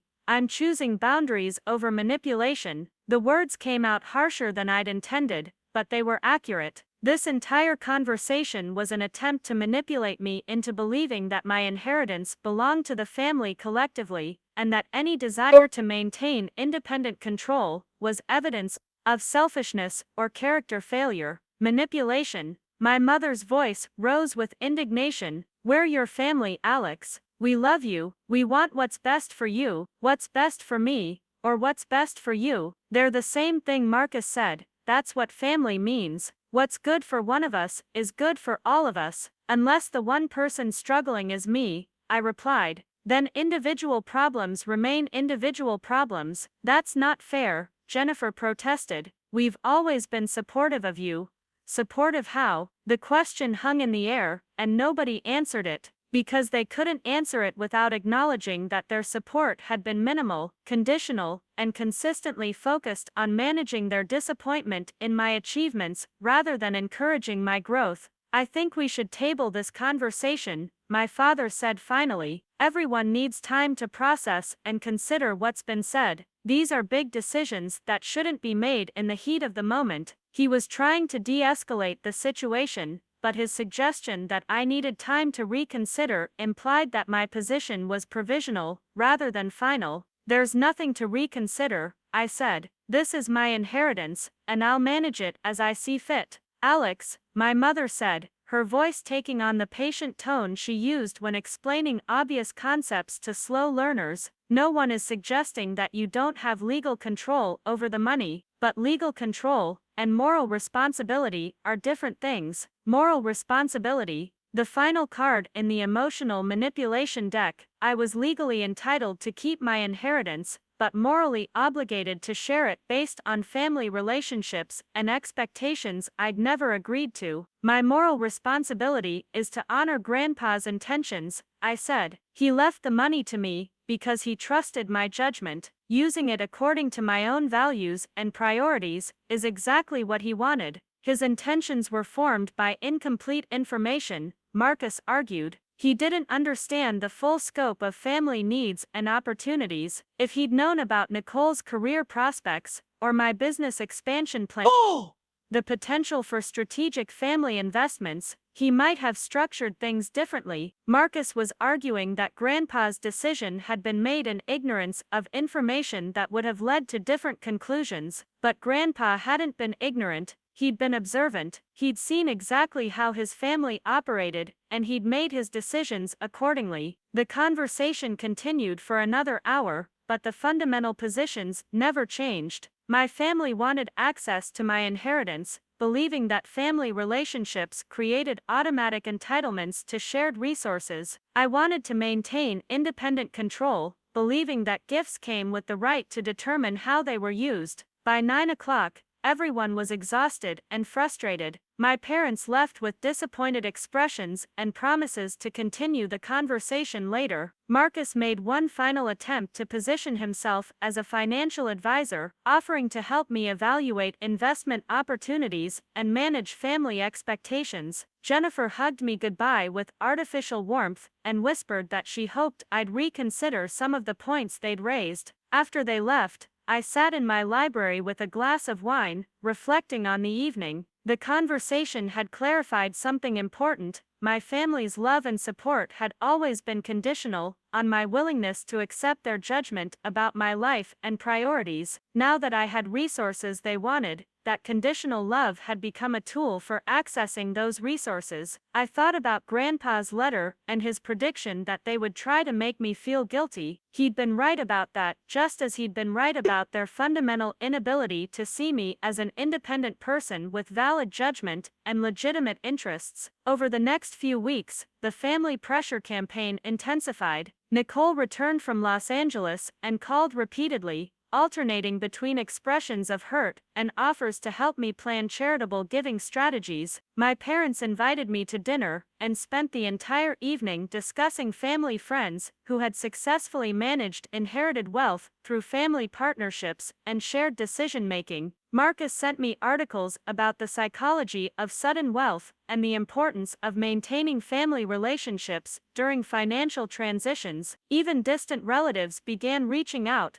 offering congratulations on my good fortune and sharing stories about their own financial challenges and opportunities. The message was consistent across all these interactions. My inheritance was a family asset that required family input to manage appropriately. Any desire to maintain independent control was evidence of selfishness, fear, or inexperience that needed to be corrected through loving family intervention. But I had learned something important from Dr. Whitman, my therapist. Healthy relationships don't require you to justify your boundaries or prove that your decisions are worthy of respect. Healthy families don't treat one member's good fortune as collective property to be redistributed according to group consensus. 6 months later, I had settled into my new life with surprising ease. The wealth management team at First National had helped me develop investment strategies that aligned with my values and risk tolerance. I'd established charitable funds, supporting education and community development, fulfilling Grandpa's requirement while supporting causes that mattered to me personally. I'd also begun traveling, something my family had dismissed as frivolous, but which I found transformative. I spent a month in Italy learning about art and architecture. I took cooking classes in France and language lessons in Spain. I visited places Grandpa had talked about but never seen, carrying his memory with me to corners of the world he'd only imagined. My relationship with my family had reached a new equilibrium. We still gathered for holidays and maintained polite contact, but the underlying dynamic had changed permanently. They had revealed their true priorities when they thought I had something they needed, and I had responded by establishing boundaries they were still learning to accept. Nicole and I spoke occasionally, though our conversations were strained. She had succeeded in Los Angeles but struggled with credit card debt from her move. She never directly asked for money again, but her comments about her financial challenges were clearly intended to inspire guilt-based generosity.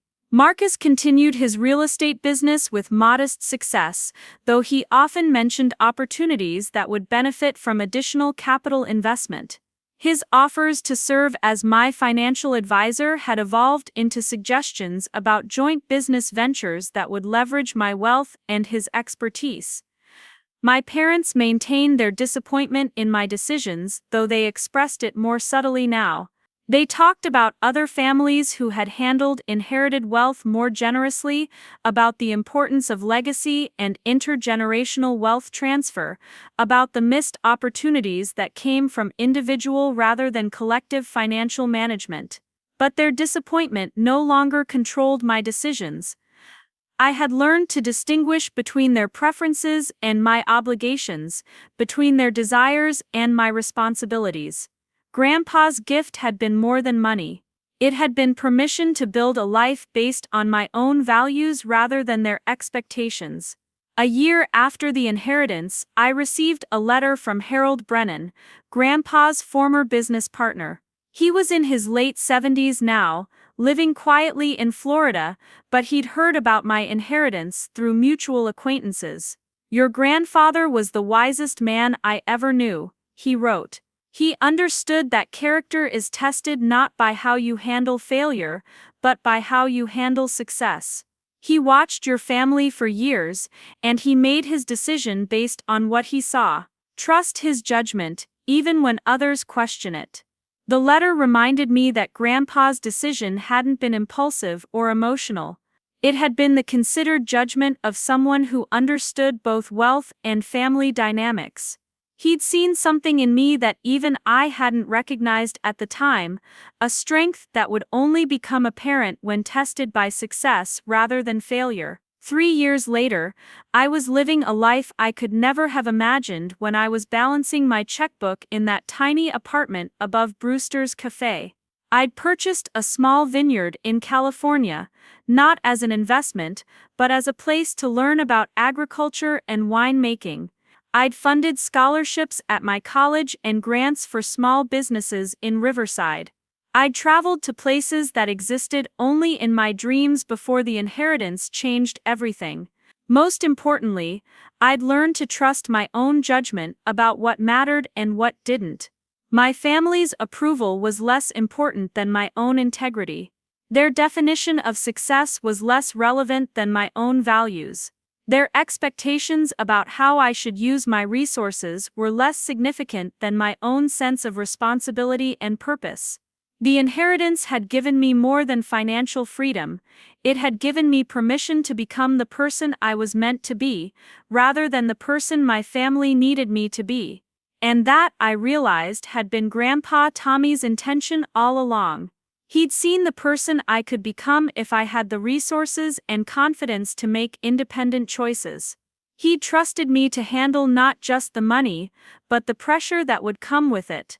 And he'd been right to trust me, even when I hadn't been sure I could trust myself. The money remained mine. The decisions remained mine. And the life I built with both remained mine to shape according to my own understanding of what wealth was for, and what it could accomplish in the hands of someone who had learned the difference between having money and being controlled by other people's expectations about how that money should be used. 5 years had passed since the morning I walked out of First National Bank with a leather portfolio containing documents that would reshape my entire existence. Today I stood in the kitchen of my Tuscan villa, watching the sunrise paint the hills in shades of gold and amber while espresso brewed in the machine I'd learned to operate during my 3rd month in Italy. The villa hadn't been an impulse purchase. After 2 years of careful consideration and multiple extended visits, I'd fallen in love with the region's combination of natural beauty, rich history, and slower pace of life. The property itself was a restored 17th-century farmhouse, surrounded by olive groves and vineyards, complete with a guest house where I hosted friends and fellow Americans, who were also learning to navigate life abroad. My Italian had progressed from tentative tourist phrases to conversational fluency, though the local dialect still challenged me during market conversations in the nearby village of Montalcino. The learning curve had been steep but rewarding, forcing me to develop confidence in situations where my financial resources couldn't compensate for gaps in knowledge or experience. This morning's sunrise was particularly spectacular, and I captured it with the professional camera equipment I'd purchased after discovering an unexpected passion for landscape photography. What had started as casual vacation snapshots had evolved into a serious artistic pursuit, with my images now displayed in galleries across 3 continents. The irony wasn't lost on me that my family had spent years dismissing my attention to detail as excessive perfectionism, when that same quality had become the foundation of my artistic success. My phone buzzed with a message from Elena, my business partner in the nonprofit foundation we'd established to provide microloans to women entrepreneurs in rural communities. Today's agenda included reviewing applications from aspiring business owners in Guatemala, Honduras, and El Salvador. The foundation had grown beyond my initial vision, now employing 12 full-time staff members and managing loan portfolios worth several $1 million across 7 countries.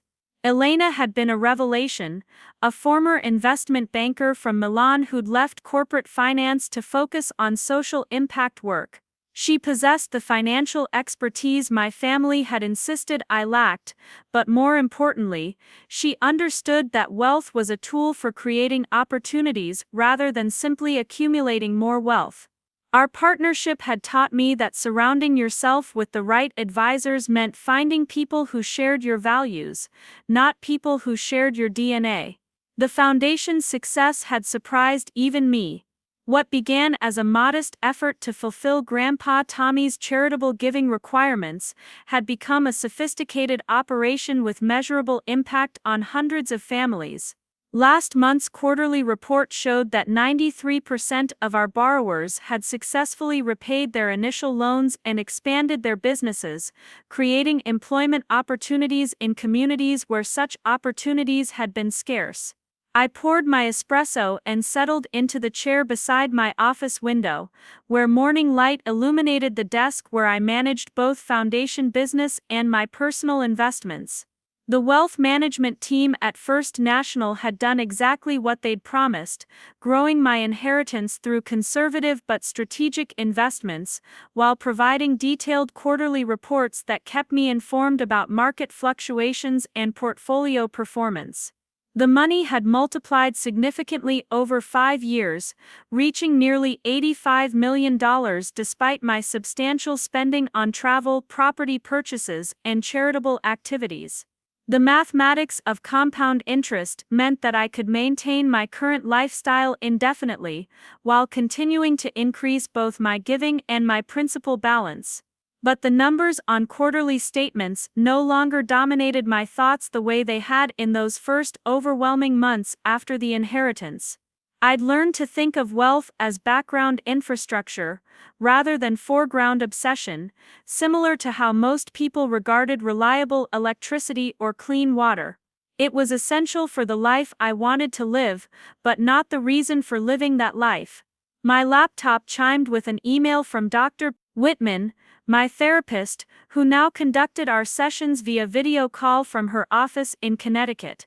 We'd maintained our therapeutic relationship even after my move to Italy, finding that regular check-ins helped me process the ongoing complexities of family dynamics and wealth management.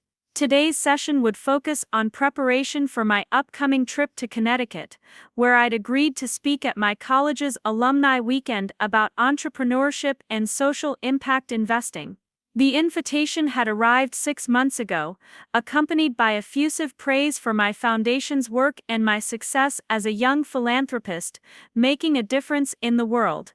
The language amused me because it revealed how outsiders perceived my transformation. To them, I'd gone from obscurity to significance through inherited wealth and subsequent charitable work.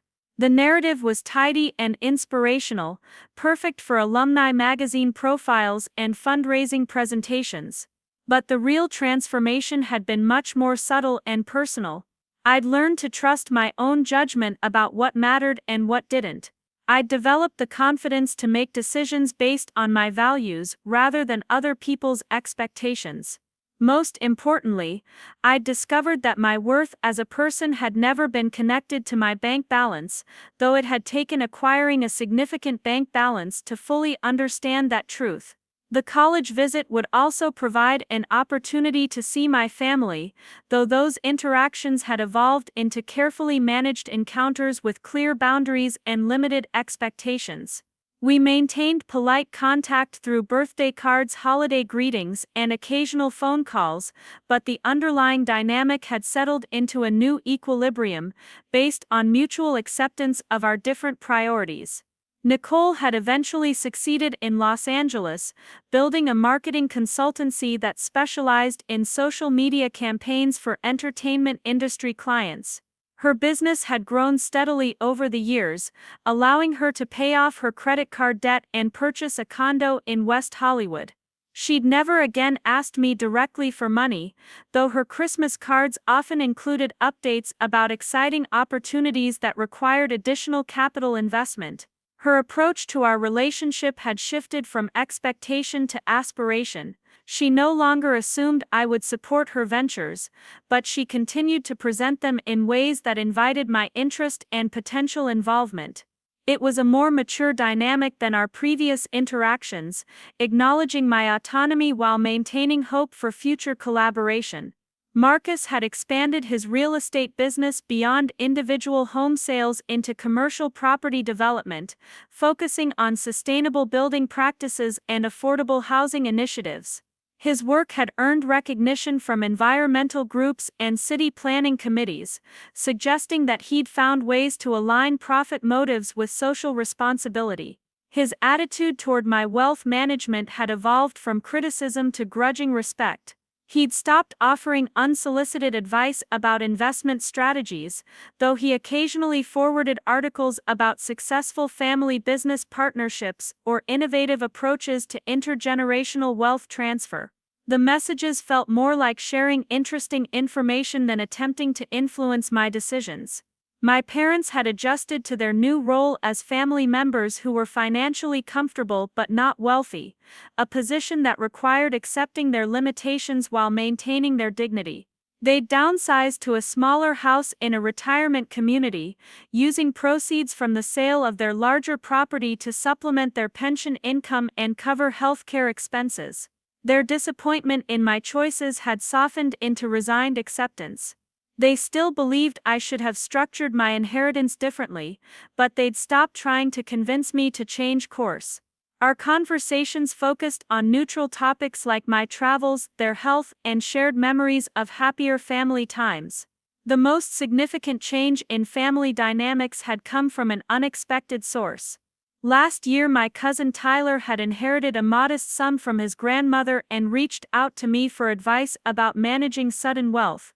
Our conversations had revealed that he'd observed our family's response to my inheritance and learned from both my choices and their reactions. Tyler had decided to keep his inheritance private, investing it conservatively while maintaining his current lifestyle and career as a high school history teacher. He'd also begun volunteering with financial literacy programs, helping teenagers understand basic concepts about saving, investing, and avoiding debt.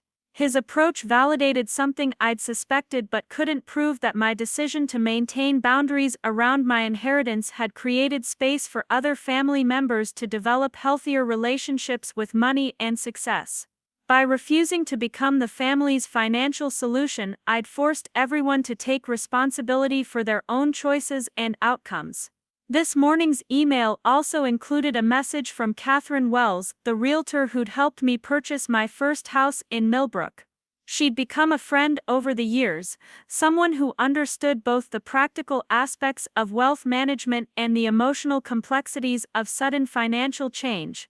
Catherine was now developing a consulting practice for people who'd experienced windfall wealth through inheritance, business sales, or investment success. She'd asked if I would consider speaking to her client groups about the psychological adjustments that accompanied dramatic increases in net worth. The request had surprised me because I'd never considered myself qualified to advise others about wealth management. But Catherine pointed out that my experience navigating family pressure, establishing boundaries, and building a meaningful life beyond financial security provided valuable insights for people facing similar challenges. Her perspective reminded me that my story might be useful to others, not because I'd handled everything perfectly, but because I'd made mistakes, learned from them, and eventually found an approach that worked for my particular circumstances and values. I'd agreed to speak at Catherine's next client retreat, scheduled for next month in Vermont. The agenda would focus on practical topics like working with financial advisors, managing family expectations, and identifying personal values that could guide wealth-related decisions. But I suspected the most valuable conversations would happen during informal moments between presentations, when people shared their private struggles with guilt, isolation, and the unexpected burdens that accompanied financial windfalls. Those conversations would remind me that my experience, while unique in its details, was part of a broader human challenge of learning to handle success with grace and wisdom. My phone rang with a call from Elena, who was reviewing foundation applications at her office in Milan. We'd developed a routine of morning check-ins to discuss pending decisions and coordinate our schedules around donor meetings, site visits, and board presentations. Buongiorno, Alex, she said, her voice carrying the energy that made her such an effective advocate for our borrowers. I have excellent news about the Guatemala expansion. Maria Elena's textile cooperative has exceeded all their projections for the first quarter, and they're ready to apply for their second phase loan. The news was gratifying because Maria Elena's group had been one of our more ambitious investments, supporting 12 women who'd left factory jobs to start their own weaving collective. Their success demonstrated that our loan criteria were effective at identifying entrepreneurs with both the skills and determination necessary to build sustainable businesses. That's wonderful, I replied. What's their proposal for the expansion? They want to purchase additional looms and hire 6 more women. They've also received interest from a fair trade distributor in the United States who wants to feature their textiles in retail stores across the Midwest. Elena's enthusiasm was infectious, and I found myself smiling as she described the cooperative's plans for growth and community impact. These conversations reminded me why I'd found foundation work so rewarding. Unlike passive investments that generated returns through market forces, microloans created direct connections between my resources and other people's aspirations.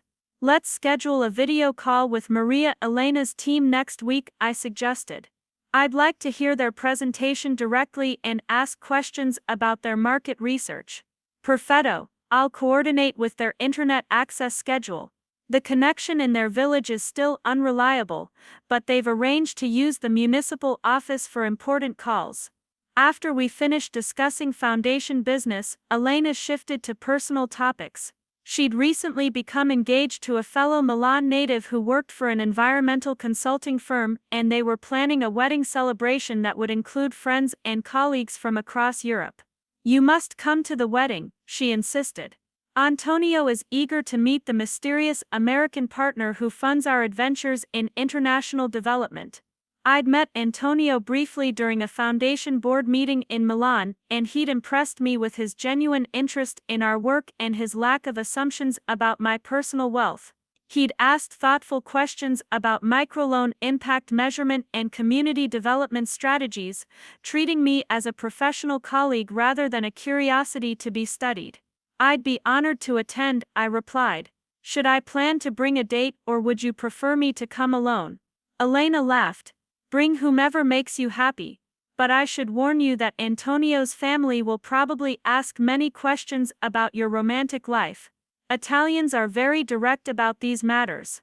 Romance had been one of the more complicated adjustments to my new circumstances. Dating as a wealthy woman required navigating questions about motivation that hadn't existed when I was living paycheck to paycheck. Were people interested in me personally, or in the lifestyle I could provide? How much should I reveal about my financial situation, and when was appropriate to have those conversations? I'd had several relationships over the past 5 years, ranging from casual companions during travels to more serious connections with people who shared my interests in photography, community development, or Italian culture. None had progressed to the point of permanent commitment, partly because I was still learning to trust my judgment about people's motivations, and partly because I was enjoying the freedom to explore different possibilities. The most recent relationship had been with David, a sustainable agriculture consultant from Oregon who'd spent 6 months in Tuscany researching traditional farming methods. We'd met at a wine tasting event in Montalcino, and our shared interest in environmental conservation had led to long conversations about land management, organic farming, and the intersection between agricultural practices and community development. David had known about my wealth from early in our relationship, but it hadn't seemed to change his behavior or expectations. He'd paid for his own expenses during our travels together, maintained his own social circle and professional commitments, and never made suggestions about how I should use my money. The relationship had ended amicably when his research project concluded, and he returned to Oregon to launch an organic farming cooperative. We still exchanged emails occasionally, and he'd invited me to visit his project if I ever found myself on the West Coast. His approach to my financial situation had taught me something important about healthy relationships. The right people wouldn't be intimidated by my wealth or overly impressed by it. They would accept it as one aspect of who I was, rather than the defining characteristic that determined how they related to me. I finished my espresso and moved to the terrace, where morning sunshine was beginning to warm the stone floors and wooden furniture I'd selected from local artisans. The view from this spot never failed to inspire gratitude for the choices that had brought me to this place at this moment in my life. The landscape stretched across rolling hills dotted with medieval towns and cypress trees, vineyards and olive groves that had been cultivated by generations of families who understood the value of patience and long-term thinking. The continuity was humbling and comforting, a reminder that my current preoccupations were temporary while the land and its cycles would endure. This afternoon, I would drive to Florence to meet with architects who were designing a community center for one of our foundation's loan recipient groups in Ecuador. The center would include classroom space for financial literacy training, meeting rooms for cooperative planning sessions, and a small library with books about entrepreneurship and business management. The project represented an evolution in our foundation's approach, moving beyond individual loans toward infrastructure investments that could benefit entire communities. The shift had been inspired by feedback from borrowers who'd expressed interest in learning opportunities that would complement their access to capital. Tomorrow, I would return to my photography work, joining a group of artists who were documenting traditional crafts across rural Italy. The project would result in a book and traveling exhibition, with proceeds supporting preservation of endangered artisan techniques. These activities filled my days with purpose and challenge, creating the kind of meaningful work that had been missing from my previous life as a bookkeeper in a small Connecticut firm.